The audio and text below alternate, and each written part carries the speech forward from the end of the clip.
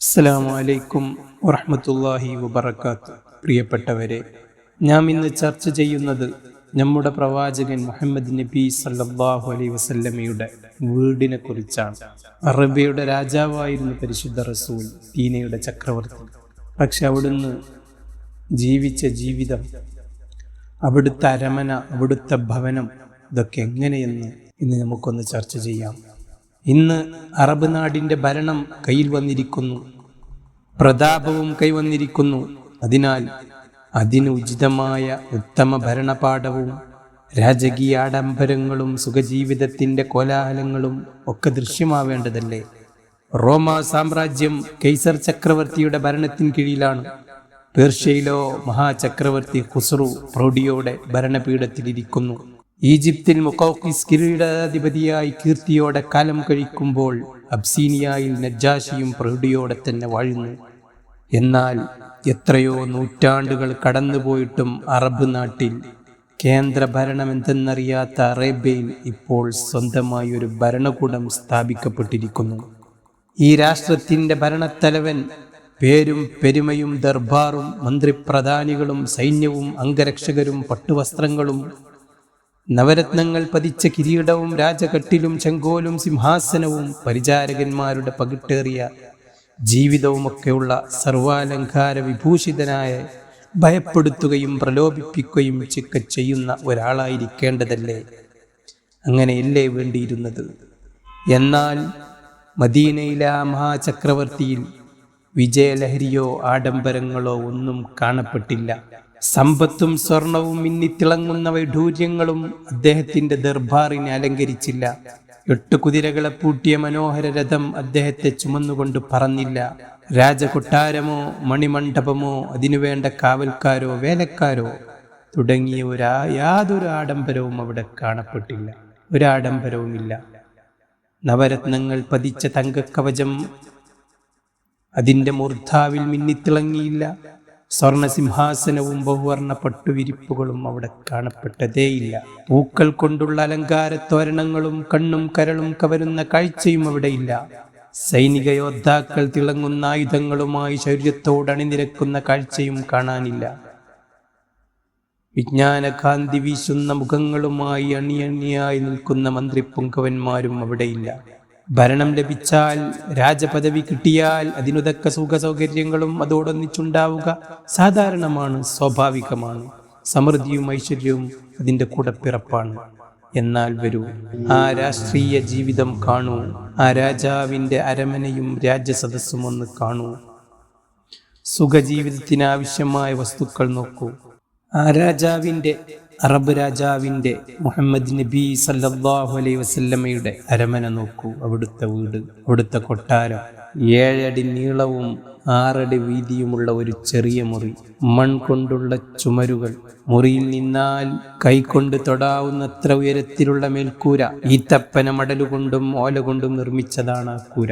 ഈത്തപ്പന ഓല കൊണ്ടുള്ള മേൽക്കൂര മഴ പെയ്താൽ ചോർന്നൊലിക്കും. അത് തടയാൻ, ആ ചോർന്നൊലിപ്പ് തടയാൻ കൂരയിന്മേൽ പഴയ കമ്പിളികൾ വിരിക്കും. കതക് അടക്കാറേയില്ല, വാതിലില്ല, ചാക്കുകൊണ്ടുള്ള വിരിയാണുള്ളത്. അവിടെ രാത്രിയിൽ വിളക്കരിയാറില്ല. പായ, കമ്പിളി മുതലായവയാണ് മഹാരാജാവ് നിദ്ര കൊള്ളുന്ന മെത്ത. അവിടുത്തെ ആഹാരമോ ചിലപ്പോൾ 1 മാസം വരെ അവിടുത്തെ വീട്ടിൽ തുടർച്ചയായി അടുപ്പ് എരിയാറില്ല.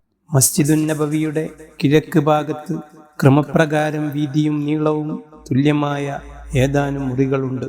ചിലത് ഈന്തപ്പന മടൽ കൊണ്ടും മറ്റുള്ളവ കളിമണ്ണുകൊണ്ടും പണിയപ്പെട്ടിരുന്നു. ഭിത്തികളിൽ ദ്വാരമുള്ളതിനാൽ വെയിലകത്ത് കടക്കാറുണ്ട്. ഹാരിസത്ത് ബിൻ നുഅ്മാൻ റളിയല്ലാഹു അൻഹുവിന്റെ ഉടമസ്ഥതയിലുള്ള ഈ മുറികളും ഭൂമിയും അദ്ദേഹം ലോകനായകൻ മുഹമ്മദ് നബി സല്ലല്ലാഹു അലൈഹി വസല്ലമക്ക് ഹദിയയായി നൽകി. ഈ മുറികളാണ് ഉമ്മഹാത്തുൽ മുഅ്മിനീൻ, വിശ്വാസികളുടെ മാതാക്കളായ പ്രവാചക പത്നിമാരുടെ വീടുകൾ. റസൂൽ സല്ലല്ലാഹു അലൈഹി വസല്ലമ ഊഴമനുസരിച്ച് ഇവിടെ താമസിച്ചിരുന്നു. അത്യുത്തമ സൃഷ്ടിയുടെ വീടിൻ്റെ അകക്കാഴ്ചകൾ നമുക്ക് കാണാം. ലോകരാജാവ്, അറേബ്യയുടെ രാജാവ് താമസിച്ചിരുന്ന, മദീനയുടെ ചക്രവർത്തി താമസിച്ചിരുന്ന വീട്, അവിടുത്തെ അരമന, അതിൻ്റെ ഉള്ളിലെ കാഴ്ചകളിലേക്ക് നമുക്കൊന്ന് പോകാം. അധികവും പരിശുദ്ധ റസൂല് താമസിച്ചിരുന്നത് ഉമ്മുൽ മുഅ്മിനീൻ സയ്യിദ ആയിഷ റളിയല്ലാഹു അൻഹയുടെ വീട്ടിലാണ്. 7 മുഴം വീതിയും 10 മുഴം നീളവും മാത്രമുള്ള ഈ മുറിയിൽ തന്നെയാണ് വരാന്തയും അടുക്കളയും വിശ്രമസ്ഥാനവും എല്ലാം ഉള്ളത്. ഈന്തപ്പന ഓല കൊണ്ട് മറക്കപ്പെട്ട മേൽക്കൂരയുടെ ഉയരത്തെപ്പറ്റിയ ഹസൻ ബസരി റളിയല്ലാഹു അൻഹു വിവരിക്കുകയാണ്.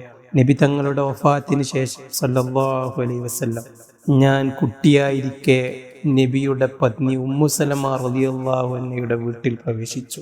തദവസരം മേൽക്കൂര എനിക്ക് കൈകൊണ്ട് എത്തിപ്പിടിക്കാമായിരുന്നു. എൻ്റെ കൈ മേൽക്കൂരയിൽ തട്ടിയിരുന്നു. ഈ മുറി മസ്ജിദുമായി വളരെ അടുത്താണ്. ഇഅ്തികാഫിന്റെ സമയത്ത് തങ്ങൾ പള്ളിയിൽ ഇരുന്നു കൊണ്ട് തിരുശിരസ് വീട്ടിൽ പ്രവേശിപ്പിക്കുകയും ആയിഷ റളിയല്ലാഹു അൻഹ മുടി ചീകിക്കൊടുക്കുകയും ചെയ്യുമായിരുന്നു. മസ്ജിദിലേക്ക് തുറക്കുന്ന വാതിലിൽ ഒരു വിരി ഉണ്ടായിരുന്നു. മുറിയോട് ചേർന്ന് തന്നെ മറയിട്ട ഒരു ശൗചാലയം ഉണ്ടാക്കിയിരുന്നു.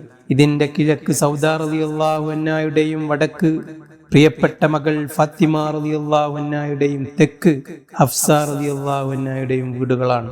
ഓരോരോ വീടുകൾക്കുമിടയിൽ കഷ്ടിച്ച് ഒരാൾക്ക് കടന്നു പോകാൻ കഴിയുന്ന ഒരു വഴിയുണ്ട്. ചില വേളകളിൽ ആയിഷ റളിയല്ലാഹു അൻഹ തന്റെ വീട്ടിലിരുന്നു കൊണ്ട് തന്നെ അടുത്ത വീട്ടിലുള്ള ഹഫ്സ റളിയല്ലാഹു അൻഹയുമായി സംസാരിക്കുമായിരുന്നു. അപ്പൊ എത്രത്തോളം അടുത്തായിരുന്നു എന്ന വീടുകൾ നമുക്ക് മനസ്സിലാക്കാം. അതിൽ നിന്ന് തന്നെ നമുക്ക് മനസ്സിലാക്കാം വീടുകളുടെ അടുപ്പവും വലിപ്പവും നമുക്ക് അറിയാൻ കഴിയും. സഅദ് ബിൻ ഉബാദ റളിയല്ലാഹു അൻഹു, സഅദ് ബിൻ മുആദ് റളിയല്ലാഹു അൻഹു, ഉമാറ റളിയല്ലാഹു അൻഹു, അബൂ അയ്യൂബ് അൻസാരി റളിയല്ലാഹു അൻഹു എന്നിവരായിരുന്നു തിരുനബി സല്ലല്ലാഹു അലൈഹി വസല്ലമയുടെ സൗഭാഗ്യവാന്മാരായ അയൽവാസികൾ. ആ വീട്ടിനുള്ളിലുള്ള സാധന സാമഗ്രികൾ എന്തൊക്കെയായിരുന്നു? ലോകത്തുള്ള ഏറ്റവും വലിയ സാധുവിന്റെ വീട്ടിൽ പോലുമുള്ള സാധനമായ മാവരിക്കുന്ന അരിപ്പ പോലും അവിടെ ഇല്ല. കാരണം അരിക്കാത്ത മാവ് കൊണ്ടുള്ള റൊട്ടിയാണ് അവിടുന്ന് ഭക്ഷിച്ചിരുന്നത്. റൊട്ടി ഉണ്ടാക്കാൻ സ്വന്തം തന്തൂരി അടുപ്പുമില്ല. പുറത്തുള്ള ഉമ്മു ഹിഷാമിന്റെ ഒരു തന്തൂരി അടുപ്പിലാണ് റൊട്ടി പാചകം ചെയ്തിരുന്നത്. സഅദ് ബിൻ സുറാറ റളിയല്ലാഹു അൻഹു അതിയായി നൽകിയ ഒരു മരക്കട്ടിലുണ്ട്, ഒരു തകരപ്പാത്രം, ഒരു തോൽവിരി, വിശ്രമിക്കാനുള്ള ഒരു ചാക്ക് കൊണ്ടുള്ള വിരി, നമസ്കാരത്തിനും അതിഥികളെ ഇരുത്തുന്നതിനുമൊക്കെയുള്ള ഒരു പായ, ഈന്തപ്പനയൽ ഓല നിറച്ച ഒരു തലയണ, ഒരു കൂജ, രാത്രി ആവശ്യത്തിനുള്ള ഒരു മരപ്പാത്രം, മറ്റ് സാധനങ്ങൾ സൂക്ഷിക്കാനുള്ള ഒരു സഞ്ചി എന്നിവയായിരുന്നു പരിശുദ്ധ റസൂലിന്റെ വീട്ടിലുള്ള സാമഗ്രികൾ. എത്രത്തോളം ലളിതമായിട്ടാണ്, സാധുവായിട്ടാണ് പരിശുദ്ധ റസൂല് ജീവിച്ചത്. എന്തൊക്കെ സുഖ സൗകര്യങ്ങളാവാമായിരുന്നു. അറേബ്യയുടെ ചക്രവർത്തിയാണ്. ഒരുപാട് യുദ്ധമുതലുകളും സ്വർണ്ണ നാണയങ്ങളുമൊക്കെ മദീനയുടെ മസ്ജിദിന്റെ മുറ്റത്ത് കുന്നുകൂടുമായിരുന്നു. അതിൽ നിന്ന് ഒരു അണുപോലും എടുക്കാതെ, ഒന്നുപോലും സ്വന്തം ആവശ്യത്തിന് ഉപയോഗിക്കാതെ മൊത്തമായി പരിശുദ്ധ റസൂല് ദാനം ചെയ്തുകൊണ്ട് വീട്ടിൽ പോയിട്ട് പട്ടിണി കിടക്കുമായിരുന്നു പരിശുദ്ധ റസൂൽ സല്ലല്ലാഹു അലൈഹി വസല്ലം. എണ്ണക്കുപ്പി, കണ്ണാടി, ആനക്കൊമ്പിന്റെ ചീർപ്പ്, കത്രിക, സുറുമക്കുപ്പി, അത്തറിന്റെ കുപ്പി, സായിന്റെയും മുദ്ദിന്റെയും 2 പാത്രങ്ങൾ എന്നിവയായിരുന്നു ആ സഞ്ചിയിലുണ്ടായിരുന്ന സാധനങ്ങൾ. ഇസ്മുദ് സുറുമയാണ് ഉപയോഗിച്ചിരുന്നത്. അതുകൊണ്ട് കാഴ്ച വർദ്ധിക്കുമത്രേ. സുഗന്ധത്തിൽ കസ്തൂരിയും അമ്പറും പരിശുദ്ധ റസൂലിന് പ്രിയപ്പെട്ടതായിരുന്നു. ഗറാ എന്ന ഒരു വലിയ പാത്രമാണ് ആ വീട്ടിലെ മറ്റൊരു സ്മരണീയ സാധനം. അത് വലിയൊരു പാത്രമായിരുന്നു. 4 പേരാണ് അത് വഹിച്ചിരുന്നത്. അതിലാണ് അതിഥികളെ സൽക്കരിച്ചിരുന്നത്. തൊലി ഗോതമ്പിന്റെ ഭക്ഷണമായിരുന്നു സാധാരണ ഉണ്ടായിരുന്നത്. അത് 2 ദിവസം തുടർച്ചയായി ഭക്ഷിക്കാൻ കഴിഞ്ഞിട്ടില്ല. കറിയിൽ മുക്കിയ റൊട്ടി വളരെ പ്രിയപ്പെട്ടതായിരുന്നു. പരിശുദ്ധ റസൂൽ ഒരിക്കൽ പറഞ്ഞു, സ്ത്രീകൾക്കിടയിൽ ആയിഷക്കുള്ള മഹത്വം പോലെയാണ് ആഹാരങ്ങൾക്കിടയിൽ ഇതിന്റെ മഹത്വം എന്ന് പരിശുദ്ധ റസൂൽ പറഞ്ഞിരുന്നു. ഈത്തപ്പഴം, നെയ്യ്, മാവ് എന്നിവ ചേർത്ത ഹീസും ഒരു മധുരപലഹാരമാണ്. ഹീസ് ഈത്തപ്പഴം, നെയ്യും മാവൊക്കെ ചേർത്തുണ്ടാക്കുന്ന ഒരു പലഹാരം, മധുരപലഹാരം. അത് നബിക്ക് വളരെ ഇഷ്ടമായിരുന്നു സല്ലല്ലാഹു അലൈഹി വസല്ലം. ചുരക്ക കറിയും സുറുക്കയും മധുരവും ഒക്കെ ഇഷ്ടമായിരുന്നു. പാല് തനിച്ചും വെള്ളം ചേർത്തും കുടിച്ചിരുന്നു പരിശുദ്ധ റസൂൽ സല്ലല്ലാഹു അലൈഹി വസല്ലം. ഭക്ഷണത്തിനും ശരീരത്തിൽ തേക്കാനും ഗുണകരമാണെന്ന് അരുളിയിരുന്നു സൈത്തൂൻ. നിങ്ങൾക്ക് ഭക്ഷണവും പാചകം ചെയ്യാം, നിങ്ങളുടെ ശരീരത്തിൽ തേക്കുകയും ചെയ്യാം. നബി സല്ലല്ലാഹു അലൈഹി വസല്ലമക്ക് ഈത്തപ്പഴങ്ങളിൽ അജുവ ഏറെ പ്രിയപ്പെട്ടതായിരുന്നു. എന്നും രാവിലെ 7 അജുവ ഭക്ഷിക്കുന്നവർക്ക് വിഷമോ സിഹറോ ഏൽക്കുകയില്ലെന്ന് അവിടുന്ന് അരുളുകയുണ്ടായി. ഈത്തപ്പഴത്തോടൊപ്പം കക്കരി കഴിച്ചിരുന്നു. തണുത്ത വെള്ളം വളരെയധികം ഇഷ്ടമായിരുന്നു. ആ തണുത്ത വെള്ളത്തിൽ മുന്തിരിയും കാരക്കയും ഇട്ട് കുടിച്ചിരുന്നു പരിശുദ്ധ റസൂൽ സല്ലല്ലാഹു അലൈഹി വസല്ലം. അത്തർ കുപ്പിയിൽ നിന്നും സ്വയം അത്തറെടുത്ത് പുരട്ടിയിരുന്നു. ചിലപ്പോൾ ആയിഷ റളിയല്ലാഹു അൻഹ പുരട്ടിക്കൊടുത്തിരുന്നു. സുഗന്ധം നിരസിച്ചിരുന്നില്ല. ആരെങ്കിലും അത്തർ സുഗന്ധം സമ്മാനമായി കൊടുത്താൽ സ്വീകരിക്കും. സുഗന്ധം വലിയ ഇഷ്ടമായിരുന്നു. പരിശുദ്ധ റസൂലിന് തന്നെ സുഗന്ധമായിരുന്നു. അവിടുത്തെ വിയർപ്പിന് ദുർഗന്ധമുണ്ടായിരുന്നില്ല. അവിടുത്തെ വിയർപ്പിന് സുഗന്ധമായിരുന്നു സല്ലല്ലാഹു അലൈഹി വസല്ലം. എങ്ങനെ സുഗന്ധമില്ലാതിരിക്കും?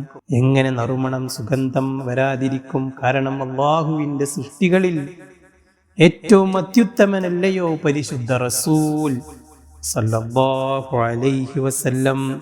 പുരുഷന്മാരുടെ സുഗന്ധം മണം അധികരിച്ചതും സ്ത്രീകളുടേത് നിറം കൂടിയതുമാണെന്ന് അരുളിയിരുന്നു. നൂലുകൊണ്ടുള്ള വസ്ത്രമാണ് ഉപയോഗിച്ചിരുന്നത്. മുണ്ടും പുതപ്പുമായിരുന്നു അധികവും വേഷം. ഖമീസ് നീളക്കുപ്പായം മുണ്ടും ധരിച്ചിരുന്നു. ഖമീസിന്റെ കൈക്കുഴ വരെ നീണ്ടിരുന്നു. കറുത്ത തലപ്പാവ് സാധാരണ ധരിച്ചിരുന്നു. തലപ്പാവിനടിയിൽ തൊപ്പിയുണ്ടായിരുന്നു. ചിലപ്പോൾ തൊപ്പി മാത്രമായിട്ടും പരിശുദ്ധ റസൂല് ധരിച്ചിരുന്നു. അധികവും ഇഷ്ടം വെള്ളവസ്ത്രമായിരുന്നു. വസ്ത്രവും ചെരുപ്പും ധരിക്കുമ്പോൾ വലതുഭാഗം മുന്തിച്ചിരുന്നു. അഴുക്കുള്ള വസ്ത്രങ്ങൾ ധരിച്ചിരുന്നില്ല. അത് ഇഷ്ടപ്പെട്ടിരുന്നില്ല പരിശുദ്ധ റസൂൽ. വസ്ത്രത്തിൽ കഷ്ണം സ്വയം വെച്ചുപിടിപ്പിച്ചിരുന്നു. വീട്ടുജോലികളിൽ സഹായിച്ചിരുന്നു.